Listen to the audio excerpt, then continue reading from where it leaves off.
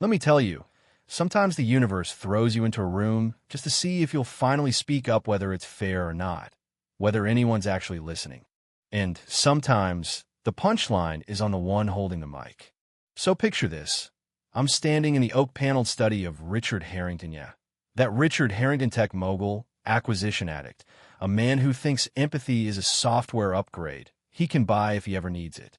He's got 3 board members and a bottle of scotch, tossing out jokes at my expense, thinking I'm just the wallpaper, someone to hand him contracts and refill his drink. That night, his voice was booming, laughter bouncing off the walls as he waved a sheaf of papers in my direction, pages crammed with dense Mandarin, tech diagrams everywhere, like the blueprint to a spaceship. Translate this by morning, Elena, and I'll give you my salary for the month, nearly 400 grand. My lawyers can't even hack it. You game. You could feel the arrogance swirling around the room. See it reflected in the diamond cufflinks he kept flashing in the chandelier light. And his friends, so they loved it, their laughter sharper than the ice in their glasses. Don't tease the help, Richard, Diane, the CFO, said, but she was grinning too. I've been working for the Harrington family, nearly 20 years, kept that house running through every crisis, watched his kids turn from brats to adults, and held his wife's hand when cancer turned the house cold and silent. Still, to Richard, I was as invisible as the carpet he never noticed under his feet. But that night, the old rules didn't fit. I took the document, nodded, and asked, "Will there be anything else, sir?" Business as usual. But inside, something twisted, a spark of that person I'd left behind years ago. You know what I mean? When someone pushes just a bit too far, and suddenly the part of you that knows how to fight for yourself finally wakes up.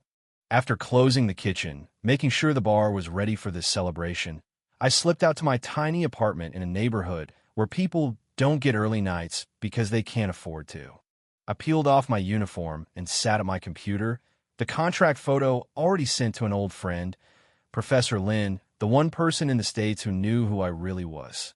"Urgent help needed," I wrote, attaching the image. Then, in the quiet, I took out the leather notebook hidden behind my bookshelf, notes in 7 languages, little pieces of the life I'd lost. I was Elena Vasquez to the world, but before I ran, I'd been Dr. Elena Vasquez, professor of linguistics, specializing in East Asian business translation. I taught at universities, spoken at conferences, dodged soldiers and checkpoints when Caracas fell apart. 20 years scrubbing floors because my degrees were as worthless as yesterday's lottery ticket here, and I needed work the day I landed. A reply came at 2:17 a.m. from Lynn. "This is fascinating stuff. Elena Quantum computing contract, loaded with technical jargon, sneaky clauses all over. Want to walk through?" My hand started to remember how to parse each character, how to spot legal traps hidden behind a word choice. Through the night, I translated every section, my mind shifting between English, Mandarin, and legalese. I found the poison pills, loopholes for unlimited access, tech ownership sliding to a Shanghai shell company, all tucked away in standard clauses. By dawn, I made a full translation and a second document highlighting every danger. 2 hours of sleep, then back to Harrington's, like it was any other Tuesday. You'd think this was the climax, but honestly, it was just the setup. At breakfast, Richard, nursing a hangover, cracked a joke about the little translation project. I slid the folder across the table. "It's done, sir." At first, he laughed, but then he started reading, and the smile slid right off his face. I pointed out the dangerous sections, broke down the technical terms, and watched his color drain away. Diane, the CFO, snatched the papers. "Richard, these clauses shriek. How did our legal team miss this?" The room froze. "Who are you?" Richard blurted. I met his eyes. I was a linguistics professor before coming here, focused on technical translation at Beijing University. Life got complicated, and I had to disappear. The air was thick, one of those moments when the world tilts. Richard kicked out his friends, then turned to me, hands shaking. 20 years, and I never bothered to ask about your life." "How much do I pay you?" he asked quietly. 52,000 a year, sir. Health insurance included." He started pacing, wrestling with shame, staring at me like he was seeing a ghost. You just saved my company, Elena. Million, mais billion. He shook his head. Why would you help me after the way I've treated you? I shrugged. What happens to this place affects everyone, sir, including me. For a while, Richard just sat there, the weight of 20 years hitting him. You raised my kids, took care of Margaret, and he trailed off, wincing. My late wife, she hired you. She was the only one in this house with sense. I nodded. She was kind. Richard drew a deep breath. That salary joke that was cruel. I meant it as a game, but it was about power, wasn't it? He looked away, embarrassed. I became the man I swore I wouldn't. I let the silence linger. Sometimes, there's nothing to say. Then, in one of those moments you never expect, he grabbed his checkbook. A deal's a deal, $400,000. And I want you for a real position. International contracts, working with our legal team, salary and benefits that match what you actually bring. I hesitated.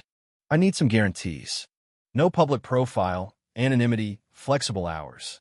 And in respect for everyone on your staff. He nodded, eyes finally awake.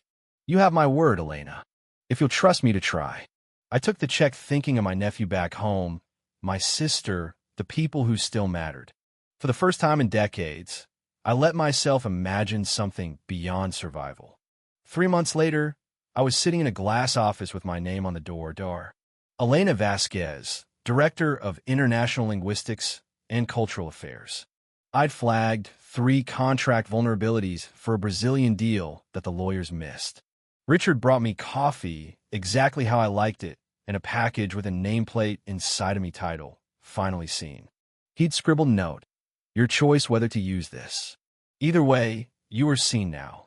You ever spend your whole life invisible, and then, in one wild turn, find yourself right back where you started, except now you get to choose if you step into the light or not. I tucked the nameplate away, not quite ready to put it out there for the world, but knowing the choice was finally mine. So let me ask you, if you had the chance, would you take it?